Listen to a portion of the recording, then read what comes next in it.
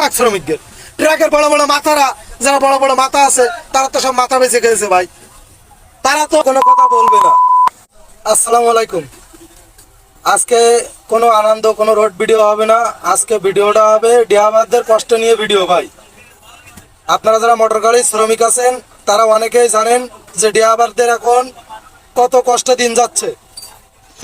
সেটা একমাত্র মোটর গাড়ির সাথে যারা জড়িত, বাপ মা, আত্মীয় স্বজন, ড্রাইভার, মহাজন, এরা সবাই জানেন যে এখন মোটর গাড়ির দুর্ভাগ্য, মানে কি কষ্ট যাচ্ছে।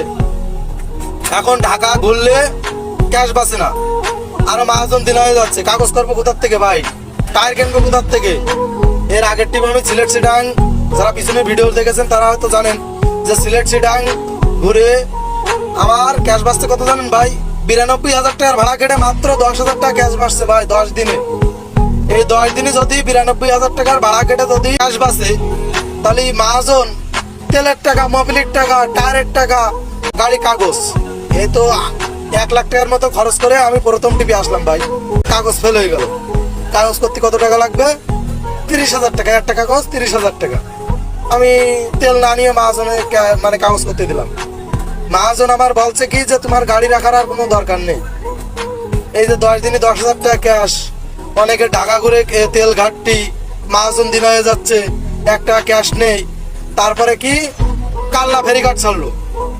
কাল্লা ফেরিঘাট ছাড়লো ভালো কথা, আমরা সব পথে আসবো, ওর তেল সেভ হবে।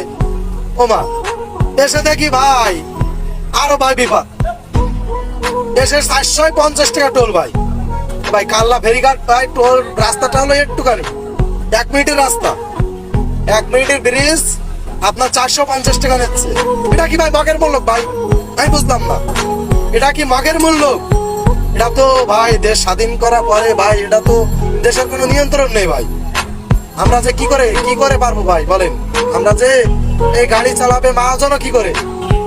টোল বাসের নিচ্ছে 1800 টাকা, আমাদের নিচ্ছে কারণ নিচ্ছে 2100 টাকা। আমাদের সেম গাড়ি আমার নিচ্ছে ঢাকার নাম্বার বলে কত 2800 টাকা। 2800 টাকা ভাই টোল। আর আমার সেম গাড়ি কাল্লাঘাটে নিচ্ছে 225 টাকা। আর বাসওয়ালারা আন্দোলন করতে পারে, ওদেরকে ভাড়া তো টোল তো বাড়বে না, বাড়বে তো সব ট্রাক শ্রমিকদের। ট্রাকের বড় বড় মাথারা, যারা বড় বড় মাথা আছে, তারা তো সব মাথা বেঁচে গেছে ভাই। তারা তো মনে করেন যে হা করতে পারে না, হু করতে পারে না। বড় বড় নেতা আছে, তাকে নাম বলার দরকার নেই। যারা বড় বড় নেতা আছে তারা তো মাথা বেঁচে খেয়ে ফেলেছে। এখন আমরা তো কোনো হরতাল করতে পারি না। শ্রমিক নেতারা যারা আছে কিংবা বড় বড় পর্যায়, আপনারা শাহজাহান